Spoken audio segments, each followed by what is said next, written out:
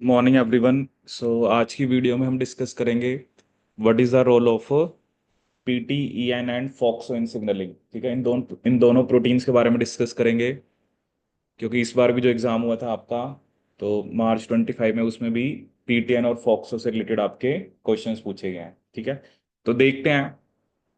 Basically ये जो हमने इंसुलिन वाली या जो ग्रोथ फैक्टर वाली सिग्नलिंग होती है, ठीक है, तो उसी के बीच में ये दोनों आते हैं। ठीक है, तो देखते हैं दोनों प्रोटीन्स का क्या रोल होता है। ठीक है, सो बेसिकली हमने क्या डिस्कस किया था, आपका जो इंसुलिन या जो ग्रोथ फैक्टर वाली सिग्नलिंग हमने डिस्कस की थी। ठीक है, तो उसमें हमने क्या कहा था कि जैसे एक फोस्फोआइनोसिटेट 3 काइनेज एक्टिवेट होता है, जो क्या करता है, PIP2 से क्या बना देता है, PIP3।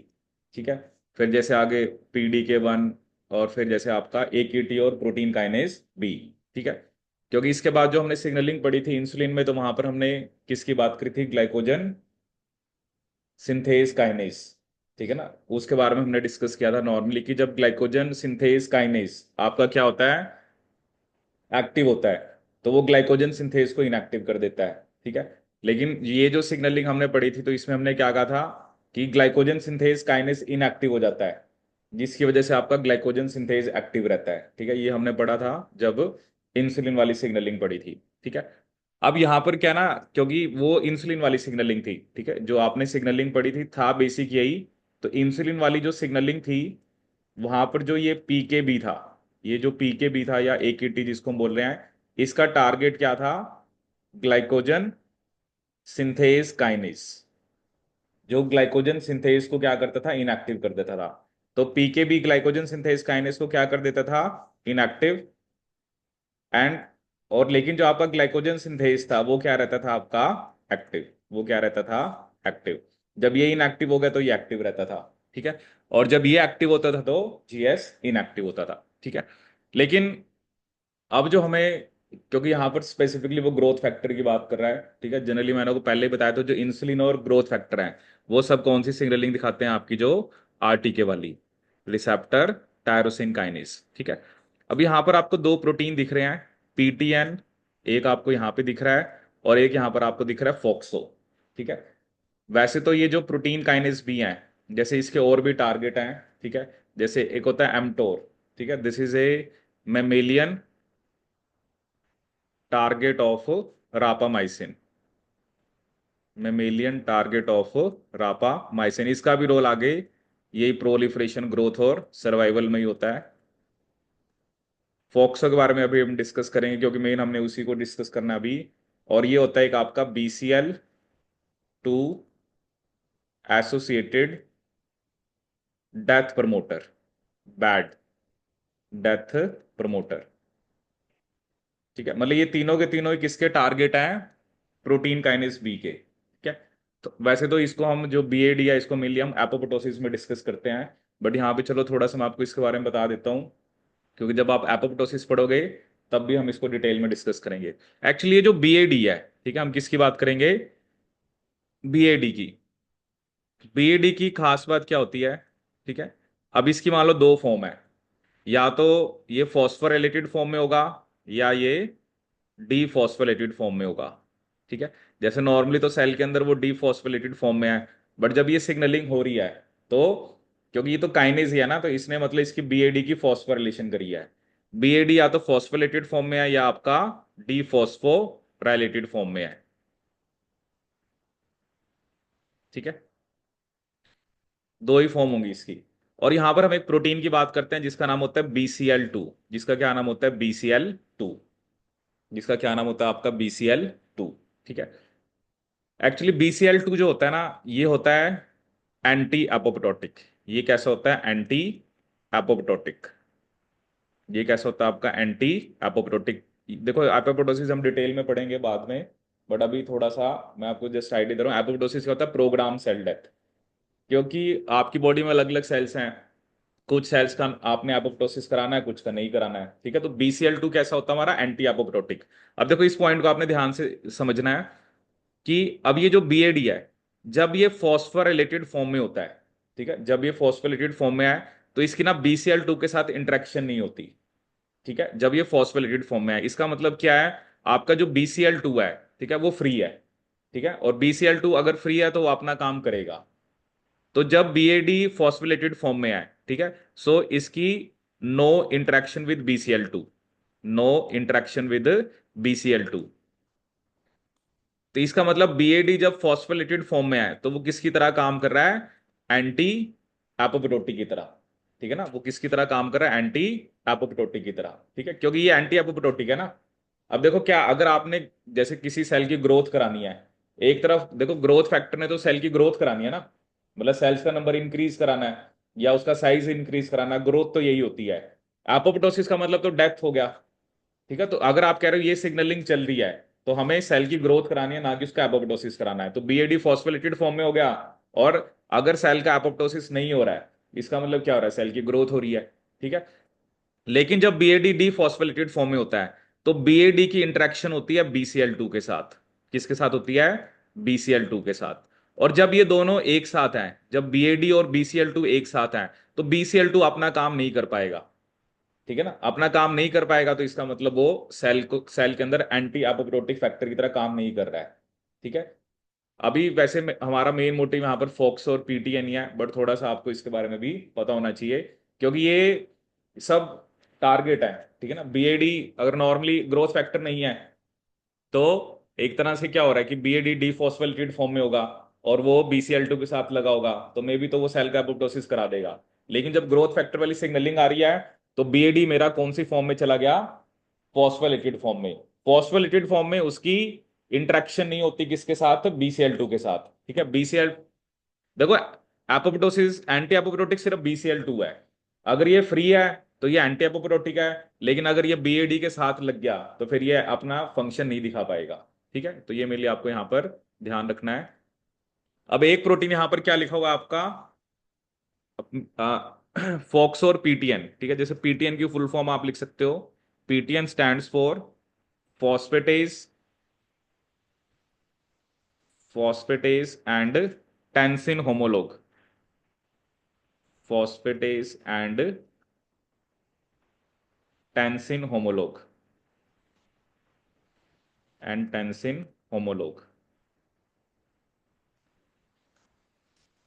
अब देखो अब जो PTN आपको यहां पर दिख रहा है, PTN क्या कर रहा है, वो PIP3 से PIP2 बना रहा है।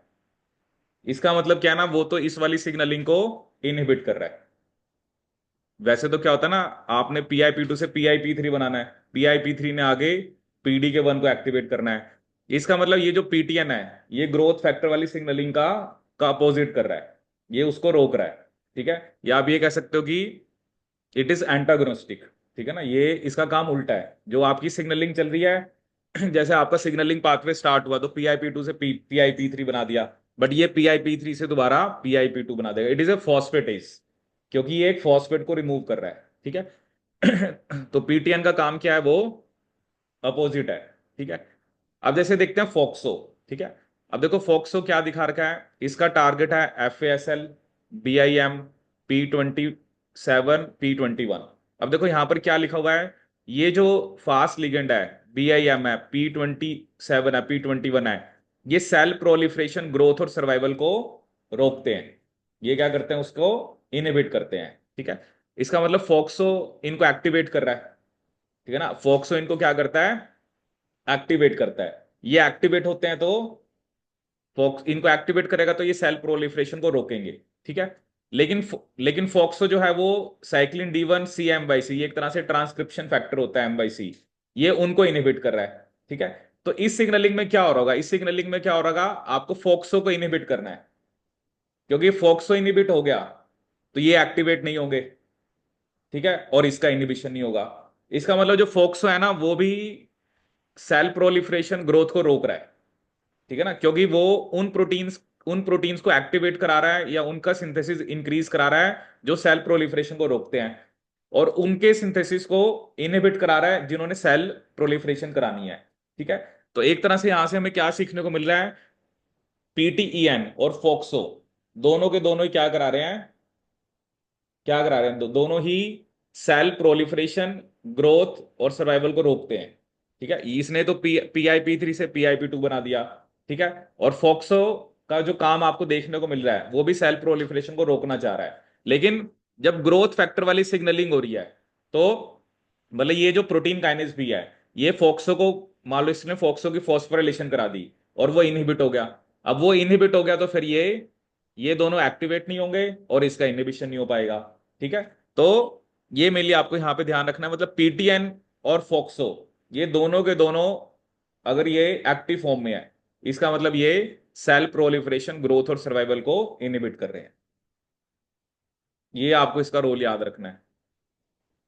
देखो क्या ना, बहुत सारे क्वेश्चन अभी आप देखोगे, क्योंकि अभी हमने सिग्नलिंग तो चलो पढ़ ली, ठीक है, क्योंकि आप जो ग्रोथ फैक्टर वाली सिग्नलिंग है वो जनरली कौन से होते हैं, आरटीके वाली। ठीक है, अब क्या होता है ना, सेल में अलग अलग चीजें हैं। जैसे आप देखते हो कोई सेल कैंसरस सेल बन गया, ठीक है, उसके पीछे क्या रीजन है, किसी सेल का एपोप्टोसिस कराना है, उसमें कौन सी जीन्स इन्वॉल्व है, किसी सेल की प्रोलिफरेशन को रोकना है। तो ये ना आपको इन प्रोटीन्स के नाम याद रखने पड़ेंगे। ठीक है, इनका कोई एंड तो नहीं है, बट स्टिल जो जो भी हम वी कम अक्रॉस, ठीक है, जैसे बीएडी को अभी भी मैंने आपको बताया हम एपोप्टोसिस में डिस्कस करेंगे। ठीक है, अभी हम कुछ क्वेश्चंस डिस्कस करेंगे, वहां से आपको क्लियर होगा। ठीक है, इसमें कुछ ऐसा नहीं है कि आपको अभी आप क्वेश्चन देखना कितने, अगर आपको ये प्रोटीन्स का रोल अच्छे से पता है तभी आप क्वेश्चन को कर पाओगे।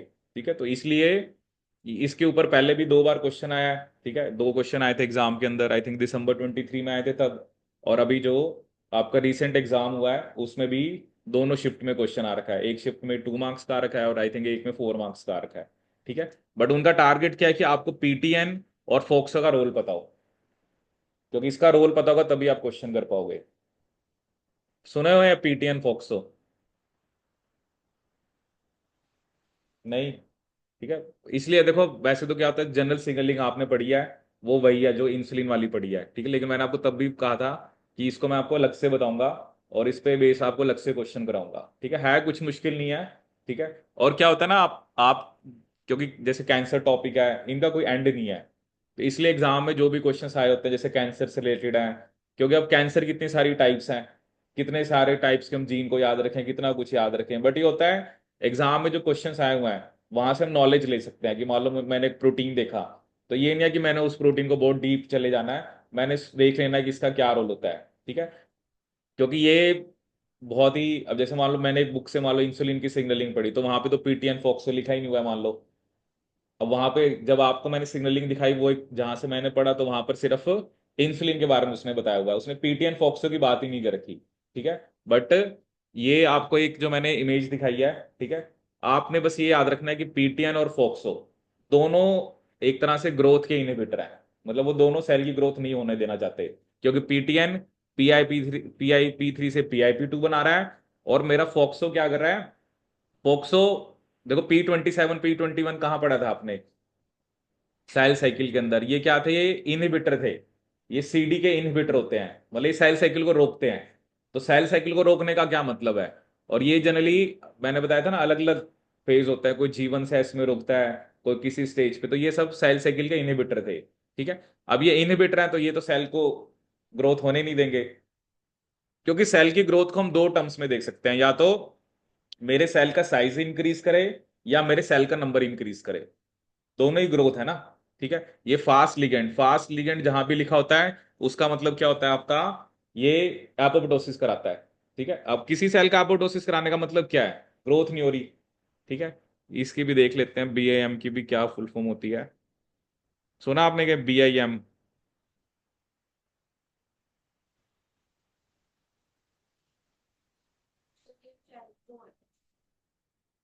एक मिनट देख लेते हैं, ये भी क्या लिखा है, BCL2 interacting mediator of cell death, ये इसकी फुल फॉर्म दे रखी है, मतलब इसका रोल भी एपोप्टोसिस में ही होगा ना, BCL2 interacting mediator of cell death. अभी आपको मैं क्वेश्चन कराऊंगा ना तब आपको आपको क्वेश्चन बड़ा ध्यान से पढ़ना पड़ेगा, मेडिएटर ऑफ सेल डेथ। तो मे बी इसका रोल भी, क्योंकि ये दोनों के दोनों ही सेल की प्रोलिफरेशन को रोक रहे हैं, जो ये सिंबल होता है ना ऐसे, ये इनहिबिशन का है। ठीक है, और अगर ऐसे लिखा हो तो वो एक्टिवेट कर रहा है। ठीक है, ये इनहिबिटर वाले ही हैं, तो इन दोनों ने इनहिबिट करना है, बट इन दोनों को फोक्सो एक्टिवेट करता है। ठीक है, चलिए अब कुछ क्वेश्चन देखते हैं।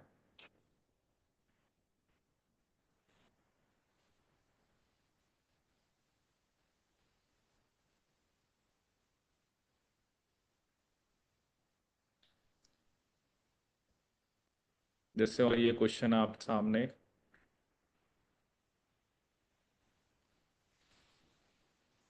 ठीक है, पहले मैं आपको क्वेश्चन रीड कर देता हूँ, फिर आप इसको सॉल्व करोगे। ठीक है, अब देखो क्वेश्चन क्या था। The insulin receptor is activated on binding insulin molecules. This leads to the activation of the downstream PI3 की pathway that triggers AKT2 phosphorylate and inactivate a FOXO transcription factor. मतलब ये फोक्सो भी एक तरह से एक ट्रांसक्रिप्शन फैक्टर है। अब वो कह रहे हैं ना, जब ये सिग्नलिंग चलती है तो उसने फोक्सो को क्या कर दिया, इनहिबिट कर दिया। देखो जहां इंसुलिन का काम भी सेल की ग्रोथ कराना ही है, इंसुलिन लिखा हो ग्रोथ फैक्टर लिखा हो।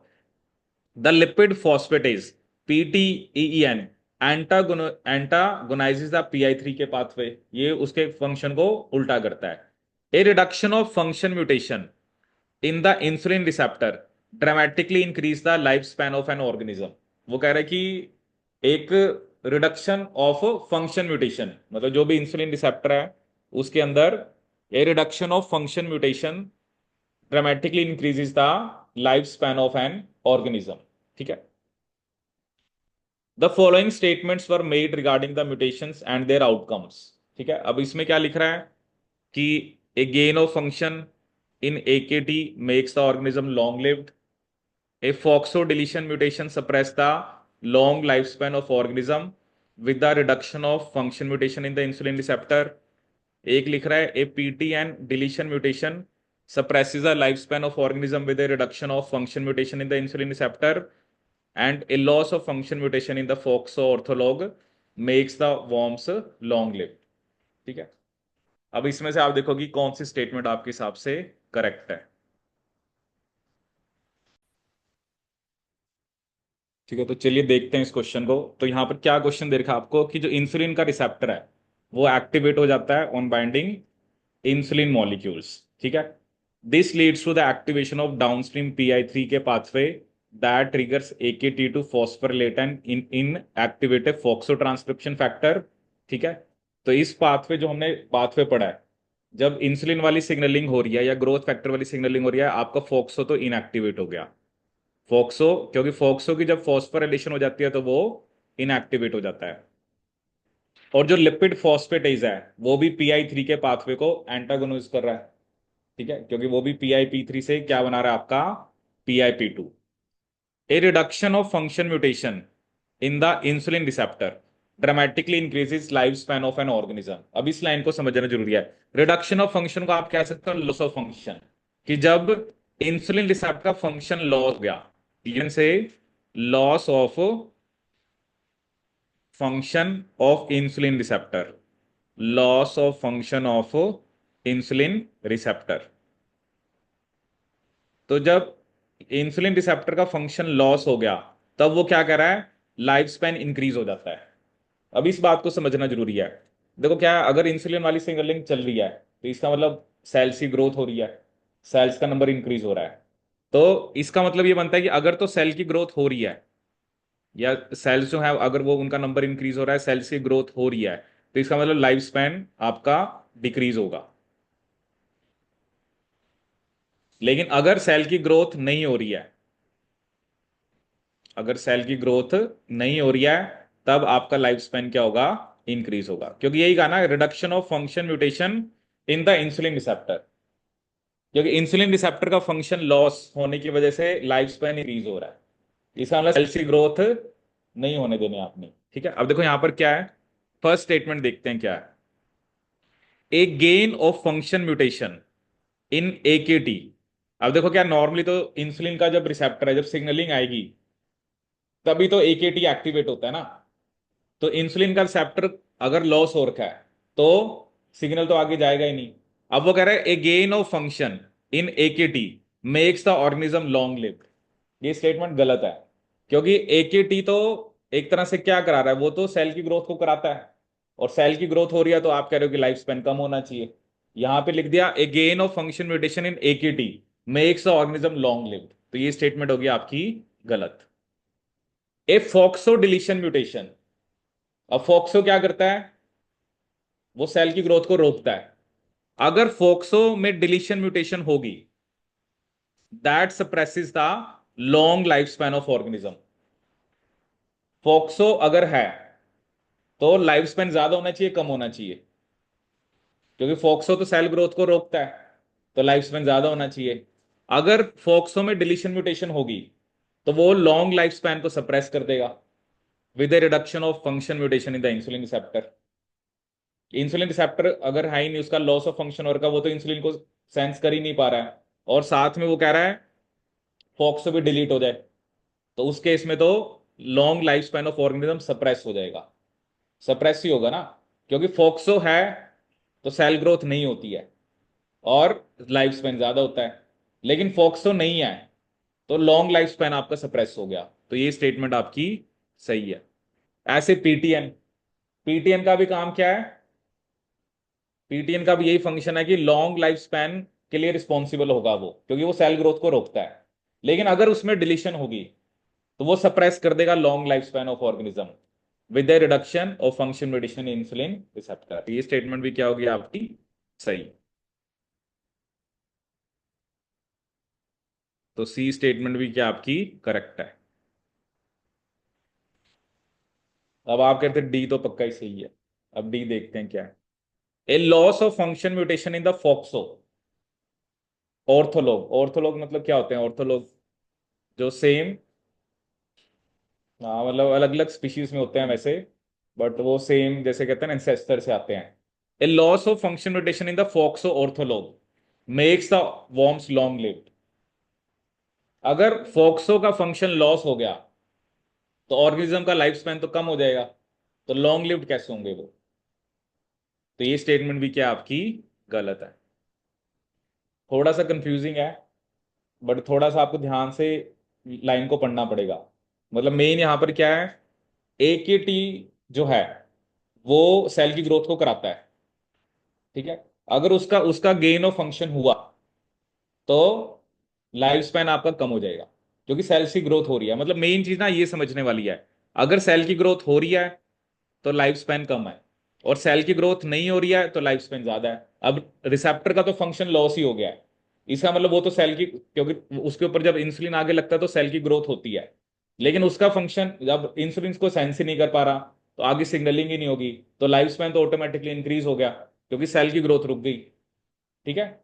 लेकिन यहां पर फिर उसने लिखा ना किसी का गेन ऑफ फंक्शन है, इसने रिसेप्टर को तो हटा ही दिया। अब अंदर के प्रोटीन्स की बात करें, एकेटी हो गया, फोक्स हो गया, पीटीएन हो गया, एकेटी का फंक्शन गेन होगा तो सेल्स की ग्रोथ होगी, लाइफ स्पैन कम होगा, ठीक है। फोक्सो का डिलीशन होगा तो तब क्या होगा, क्योंकि वो सेल की ग्रोथ को रोक रहे हैं, फोक्स और पीटीएन दोनों दोनों सेल की ग्रोथ को रोकते हैं। अगर उनका डिलीशन हुआ तो क्या होगा, तो फिर सेल की ग्रोथ होगी और लाइफ स्पैन कम हो जाएगा। तो क्या आंसर होगा इसका, बी एंड सी। ठीक है, तो इसका राइट आंसर बी एंड सी। बहुत अच्छा क्वेश्चन आया था एग्जाम में, जिसको एक एक चीज पता है, पीटीएन और फोक्सो, तभी वो इस क्वेश्चन को कर पाएगा।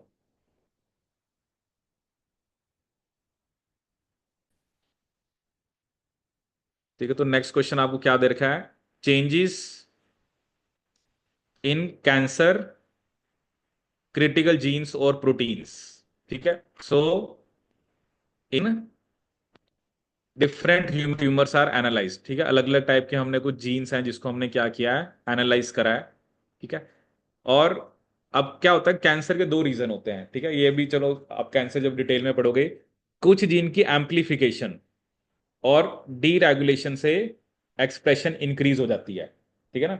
अब क्या होता है उसमें हम क्या पढ़ते हैं, जैसे कोई ग्रोथ फैक्टर ज्यादा बन रहा है, ग्रोथ फैक्टर रिसेप्टर्स, जैसे मान लो एक सेल है, एक सेल के ऊपर हमने कह दिया नॉर्मली 100 रिसेप्टर्स होने चाहिए, ठीक है।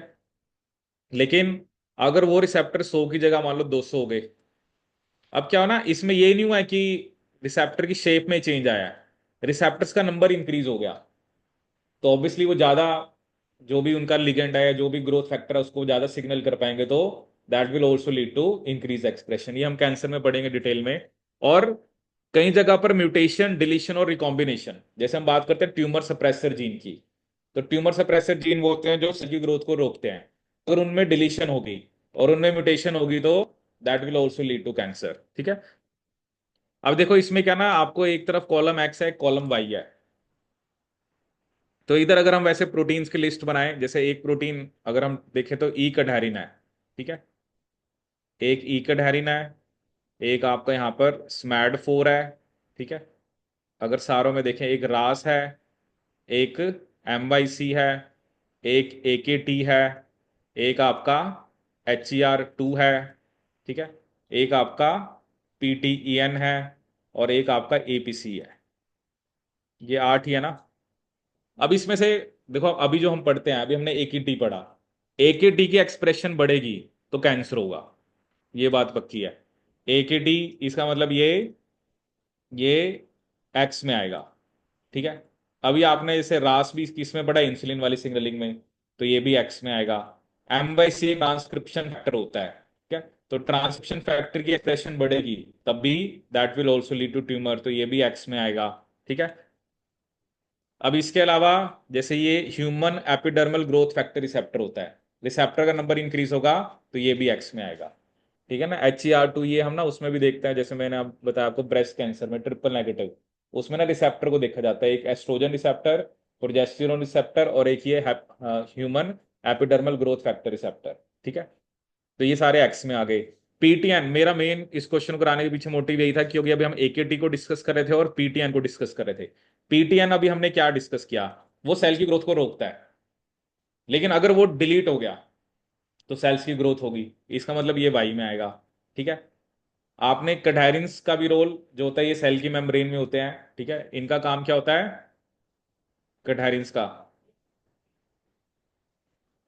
हाँ, कैडहेरिन एक तरह से इंटीग्रल मेम्ब्रेन प्रोटीन होते हैं। तो अगर इसकी म्यूटेशन डिलीशन हुई तो that will also lead to tumour.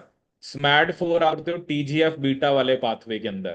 ठीक है, तो वहां पर ये ट्यूमर सप्रेसर की तरह काम करता है, तो इसमें डिलीशन हुई तब भी ट्यूमर होगा। और ये जो एपीसी है, ठीक है, इसकी फुल फॉर्म होती है एडिनोमेटोसिस पॉलीऑप्सिस कोलाई, ये भी एक ट्यूमर सप्रेसर जीन है, एडिनोमेटोसिस पॉलीऑप्सिस कोलाई। पॉलीऑप्सिस या पॉलीपोप्सिस होता है इसमें, पॉलीपोसिस कोलाई। तो ये भी कैसी जीना, एक ट्यूमर सप्रेसर होती है। तो इसमें भी अगर इस जीन के अंदर भी म्यूटेशन हुई तो that will also lead to cancer. मतलब इसके अंदर अगर डिलीशन होगी इसकी तो ये भी वाई में आएगा, तो इसका क्या आंसर बनेगा, बी एंड टू। अब कई बार होता है ना, हमें सारे प्रोटीन्स के बारे में नहीं पता है, लेकिन ये मुझे पक्का पता होना चाहिए कि पीटीएन और जैसे एकेटी का रोल अभी हमने डिस्कस किया। ठीक है, तो ये क्वेश्चन आया था आपका इस बार ये एग्जाम में, the insulin receptor is a receptor tyrosine kinase that engages the PI3 kinase pathway to regulate a FOXO transcription factor। तो ये भी ये सिग्नलिंग होती है, तो मैंने अभी आपको बताया कि FOXO ट्रांसक्रिप्शन फैक्टर तो इनहिबिट हो जाता है। ठीक है, a student uses Q R T P C R to determine the expression of direct FOXO target gene which is a gene X. मतलब जो FOXO एक ट्रांसक्रिप्शन फैक्टर है, तो वो एक जीन की क्या कराएगा, ट्रांसक्रिप्शन कराएगा। ठीक है, ये क्यू आर टी आपका जो रिवर्स ट्रांसक्रिप्टेज पीसीआर होता है, क्योंकि आप इसमें आरएनए से डीएनए बना के देख सकते हो। तो हमने मैमिलियन सेल को डिफरेंट कंडीशंस में रखा। पहला क्या है कि treating the cells with PTN inhibitor. अब पीटीएन का काम क्या होता है, वो PIP3 से PIP2 बनाता है। तो उसने तो इंसुलिन इंसुलिन की सिग्नलिंग को रोकना है, किसने, पीटीएन ने। ठीक है, लेकिन उसको अगर आपने उसका इनहिबिटर डाल दिया तो ये सिग्नलिंग चलेगी, और ये सिग्नलिंग चलेगी तो फोक्सो आपका इनएक्टिवेट हो जाएगा। तो जीन एक्सप्रेशन इंक्रीज की जगह डिक्रीज होनी चाहिए, तो ये स्टेटमेंट गलत है। अगर एकेटी में म्यूटेशन होगी, अब एकेटी में म्यूटेशन का मतलब क्या है, आपका जो फोक्सो है वो क्या रहेगा, एक्टिव रहेगा, तो जीन एक्सप्रेशन इंक्रीज हो जाएगी, तो ये सही है। Changes in gene expression due to ligand binding defective insulin receptor. अब क्या है, इंसुलिन के रिसेप्टर में प्रॉब्लम है। ठीक है, अब उसके रिसेप्टर में प्रॉब्लम है तो मतलब एकेटी वाला पाथवे तो नहीं चलेगा, इसका मतलब आपका फोक्सो एक्टिव रहेगा। तो एक्सप्रेशन आना चाहिए that is partly reversed bye PTN inhibitor. ठीक है, उसको पार्टली कौन, अब पीटीएन इनहिबिटर क्या करेगा, वो उस सिग्नलिंग को चलने देगा। एक्चुअली ये भी हो सकता है ना, मान लो हम ये भी कह सकते हैं जब इंसुलिन वाली सिग्नलिंग, चलो इंसुलिन नहीं है, ठीक है, तो तब तो आपकी सिग्नलिंग हो नहीं रही है, लेकिन अगर पीटीएन सेल के अंदर है तो वो क्या करता है, वो पीआईपी 3 से पीआईपी 2 बनाता है, तो वो भी तो आगे सिग्नलिंग को रोक ही रहा है ना। ठीक है ना, वो भी तो सेल के अंदर रोक ही रहा है। ये हो सकता है ना, इंसुलिन वाली सिग्नलिंग एक तो नया पीआईपी 3 नहीं बनने दे रही, और पीटीएन सेल के अंदर जो पीआईपी 3 है उसको पीआईपी 2 में कन्वर्ट कर रहा है, और वो कन्वर्ट हो गया तो that will also inhibit this type of signalling. ठीक है, तो उस केस में जो एक्सप्रेशन हो रही है, और वो अगर पाथवे एक्टिवेट हो गया, जो मतलब अगर पीटीएन इनहिबिटर ऐड करने से फिर पीआईपी 3 जो है फिर वो आगे एकेटी को एक्टिव करेगा, और एक्टिव होगा तो फिर आपके फोक्सो की इनहिबिशन होगी, तो ये स्टेटमेंट भी आपकी सही है। और फॉस्फोरिलेशन ऑफ फोक्सो बाय पीडीके 1, अब यहां पर ये गलत है क्योंकि फोक्सो की फॉस्फोरिलेशन एकेटी करा रहा है, that creates a phosphoserine binding protein for 1433। इसको क्या बोला, ये कौन सा प्रोटीन होता है, यूबिक्यूटिनेशन कराता है ये, यूबिक्यूटिनेशन रिलेटेड प्रोटीन होता है ये, और ये जीन एक्सप्रेशन को रिड्यूस कराएगा। लेकिन ये गलत है ना, फॉक्सो की फॉस्फोरिलेशन जो है वो, अब ये भी देखना पड़ेगा कि फॉस्फोसिरिन जो होता है उसके साथ ये आगे लगता है कि नहीं लगता है। ठीक है, क्योंकि अल्टीमेटली तो ये कह रहा है ना कि इसका मतलब फॉक्सो की डिग्रेडेशन हो रही है।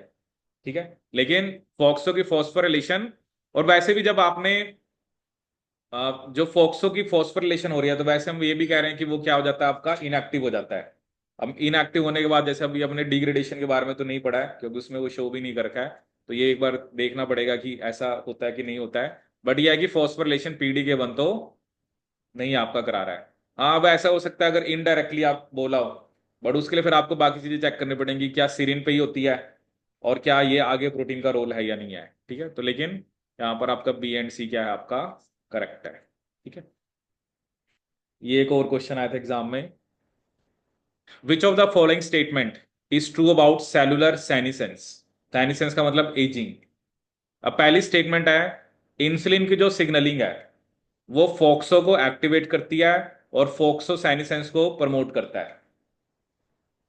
अब इंसुलिन की सिग्नलिंग अभी हमने क्या पढ़ा है, वो तो फोक्सो को इनहिबिट कर रही है, और अगर फोक्सो, जैसे फोक्सो अगर इनहिबिट है तो सेल की ग्रोथ हो रही है, लेकिन फोक्सो अगर एक्टिव है, क्योंकि फोक्सो एक्टिव का मतलब क्या है, वो सेल की ग्रोथ नहीं होने दे रहा है, तो उस केस में सेनिसेंस क्या होगी, प्रोटेक्ट कर रहा है या प्रमोट कर रहा है। देखो आपने जो फोक्सो पढ़ा है, फोक्सो अगर एक्टिव है तो there will be no cell growth. No cell growth का मतलब एजिंग नहीं होगी। एजिंग का मतलब क्या है, इट इनहिबिट्स सेनिसेंस, इनहिबिट्स ही लिखेंगे, इट इनहिबिट्स सेनिसेंस, यही मतलब है ना। लेकिन फोक्सो जब इनएक्टिव हो गया तो सेल की ग्रोथ होगी, और अगर सेल की ग्रोथ होगी तो क्या होगा, इट विल प्रोमोट्स सेनिसेंस।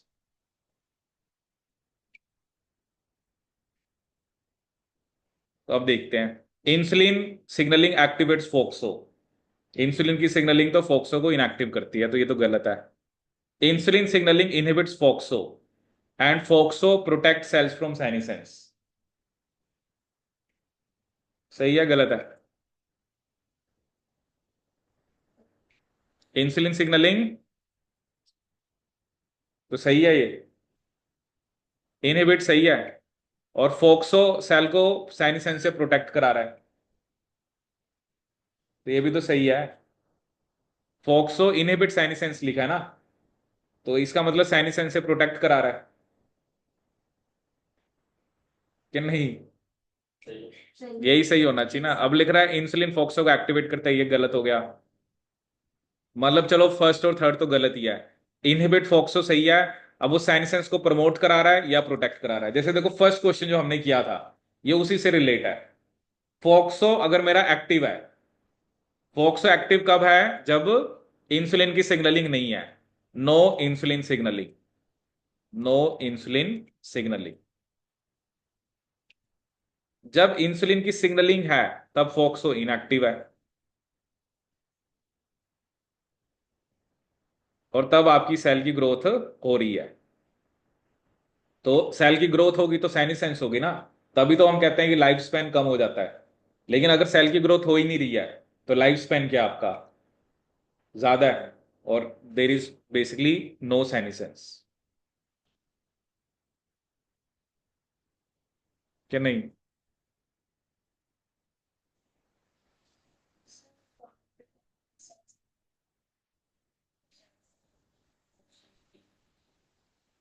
फोक्सो क्या करा था? देखो फोक्सो क्या है ना, फोक्सो जिन जीन्स को एक्टिवेट कर रहा है, जैसे ये ट्रांसक्रिप्शन फैक्टर, वो इन जीन्स की ट्रांसक्रिप्शन करा रहा है, तो वो सेल प्रोलिफरेशन, ग्रोथ और सर्वाइवल को ये जीन्स इनहिबिट कर रही हैं।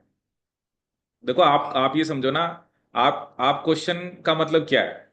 अगर सेल्स की ग्रोथ नहीं हो रही है, ठीक है, आपको एक चीज मैंने अभी पहले भी समझाई, जैसे एक सेल है, ठीक है, जैसे जैसे सेल डिवाइड करते जाते हैं तो क्या हो रहा है, उनके टीलोमेयर की लेंथ कम हो रही है, मतलब एजिंग हो रही है, क्योंकि एक हद तक सेल डिवाइड करेंगे उसके बाद सेल कर ही नहीं पाएंगे।